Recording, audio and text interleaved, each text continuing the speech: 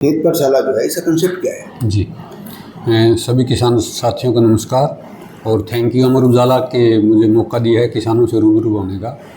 ये किसान पाठशाला का मुख्य उद्देश्य ये है कि किसानों को कीट का ज्ञान दे करके कीटनाशक का प्रयोग बंद करवाना, क्योंकि अभी तक जो किसान हैं कीटनाशक का प्रयोग ज़रूरत के हिसाब से नहीं कर रहे।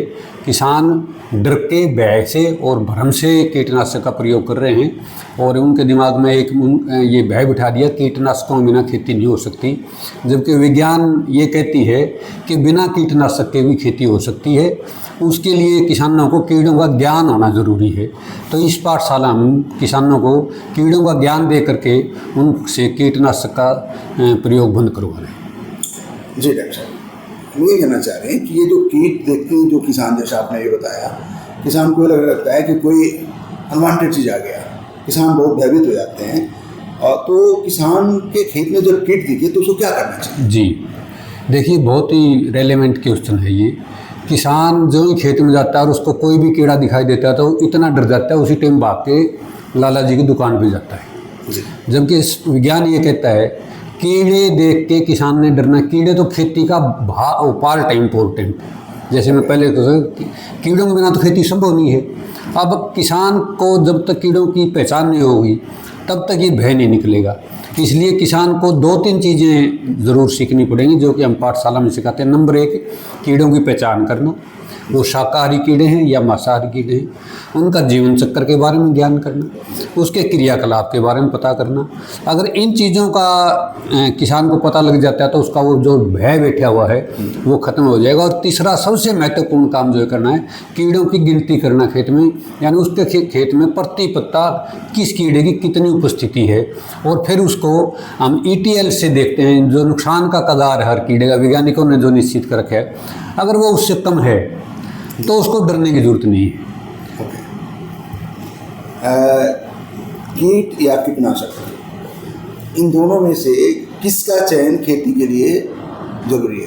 देखिए, क्योंकि आपका ये सवाल तो इतना वाजिब है। मैं खेती नहीं, मैं तो कहूँगा पूरी सृष्टि। ओके, सृष्टि ही कीड़ों के बिना संभव नहीं है। खेती तो फिर नेक्स्ट चीज़ होगी। कीट तो मतलब आपकी लाइफ में हर जगह ज़रूरी है और खेती में तो इतने महत्वपूर्ण। अगर कीड़े ना हो तो खेती जीरो है। कीटों का बहुत महत्व है। कीट हमारी खेती में पौधे के जमाव से लेकर आखिरी कटाई तक हर जगह महत्वपूर्ण रोल प्ले करते हैं। इसलिए कीटों का बचाना बहुत ज़रूरी है और वो हर क्षेत्र के लिए ज़रूरी है, चाहे फिर वो बी कीपिंग करने वाले किसान हैं, चाहे वो पशुपालन करने वाले किसान हैं। सभी किसानों को जब अगर वो कीट उसके खेत में है और कीटनाशक नहीं है तो जहर नहीं है तो वो स्वस्थ हैं और उनका जीवन अच्छा है, उनकी आमदनी बढ़ रही है। कीड़ों के ऊपर कंट्रोल करने जो कीटनाशक का प्रयोग किया जा रहा है वो अनावश्यक है, बिना मतलब का बोझ है वो किसानों के ऊपर। मैं तो ये कहूँगा कि लगभग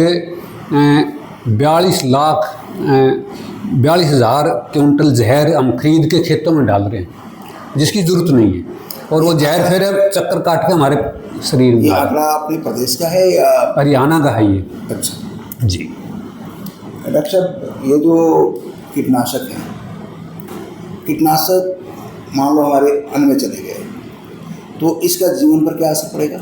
देखिए, कीटनाशक का हमारे जीवन पे बहुत ही भारी असर पड़ रहा है। इस बार विधानसभा में, हरियाणा की विधानसभा में स्वास्थ्य मंत्री ने जो आंकड़ा दिया है, हरियाणा में हर वर्ष लगभग 32,000 कैंसर के पेशेंट रजिस्टर होते हैं और जिसमें से लगभग 16,000 की मौत हो रही है। इसका मुख्य कारण कीटनाशकों के अवशेष है। इसके अलावा कीटनाशकों से Alzheimer, skin disease, kidney disease, पता नहीं कितनी बीमारियां हो रही हैं। और जो ना हर आदमी का बहुत बड़ा बजट मेडिकल के ऊपर लग रहा है। इसका मुख्य कारण किसान, ये जो कीटनाशकों के अवशेष हमारे भोजन में आ गए, यही मुख्य कारण है। और इसको अगर बंद नहीं किया गया तो आने वाले टाइम में ये पूरी ये कहो कि जितने भी जीव हैं मानव समेत सबके लिए बहुत खतरनाक होने वाला है। पूरा इकोसिस्टम खराब हो गया है। आपको पता होगा, खेतों में जो पहले मोर होते थे, चिड़िया होती थी, वो नहीं बचे हैं। इवन हमारी जो बीज हैं मधुमक्खियाँ हैं उनकी संख्या कम हो रही है। इतनी स्टडी है इस इंटरनेशनल लेवल पर और स्टेट लेवल पर, बड़े भारी नुकसान हो रहे हैं इकोसिस्टम को, जो कि इसको बंद करना बहुत ज़रूर मौके। और ये अब सबने ये तो स्वीकार कर लिया कि अवशेष जो कीटनाशक आ रहे हैं वो हमारे शरीर में बीमारियाँ पैदा करें। Everybody is agree on this. अच्छा जी। और इस खेतीबाड़ी के साथ गहरा संबंध है हमारा जी। और क्योंकि पशुओं के साथ काम करते करते मैंने ये पाया कि जो पशुओं के अंदर बीमारियां होती हैं जी। उसका सीधा संबंध खेती की कैसी स्थिति है उससे सीधा संबंध है। ओके। एग्रीकल्चर के डिप्टी डायरेक्टर से मैंने बात की कि मैंने कहा इतना जहर डाल रहे हो, तो मुझे इनका जो है ना इलाज करने में इतनी भारी समस्याएं आ रही है कि वो ट्रीट नहीं हो रहे। इतना भारी एंटीबायोटिक देने के बाद भी वो कीटाणु मर नहीं रहे। उसका मुख्य कारण ये था कि उनकी जो पशुओं के अंदर चारे के माध्यम से या दाने के माध्यम से या पीने के पानी के माध्यम से, इवन जो चिचड़ियों का रोग होता है उसके माध्यम से, ज़मीन के माध्यम से जो उसके पेट में जा रहा है, ओके। तो वो जो है ना बीमारियों से ग्रस्त हो जाता है पशु पूरी तरीके से, और फिर उसकी प्रजनन प्रक्रियाएं भी बाधित होती हैं। ओके। और उसका उत्पादन भी लगातार घटता है इसके अंदर। अच्छा। तो इसका सीधा संबंध पशुपालन का और खेतीबाड़ी का सीधा संबंध है, और कीटनाशकों का भी सीधा संबंध है उसके स्वास्थ्य से और उसके उत्पादन से जुड़ा हुआ है। तो कीटनाशकों के अधिक के प्रयोग से क्या एंटीबायोटिक्स भी बेहतर हो रहे हैं? बिल्कुल, ये क्योंकि बहुत ज़्यादा कीटनाशक डालोगे तो पशु का जो इम्यूनिटी सिस्टम है या उसकी प्रतिरोधी क्षमता, अगर किसान भाई ठीक से समझना चाहे या पशुपालन करने वाले किसान समझना चाहे इसको, तो रोगों से लड़ने की जो अक्षमता है किसी भी जानवर की या पशु पक्षी की जो भी है, तो उसमें बहुत भारी गिरावट आ जाती है।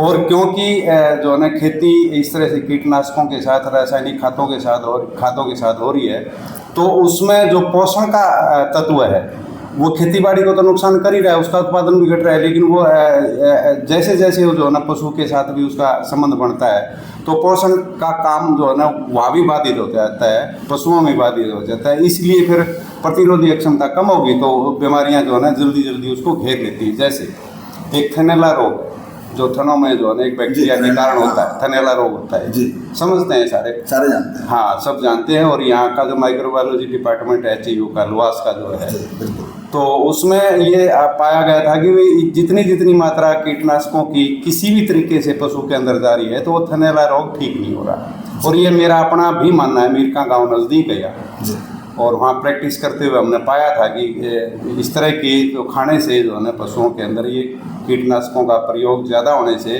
पशुओं की बीमारियों को ठीक नहीं कर पा रहे हम।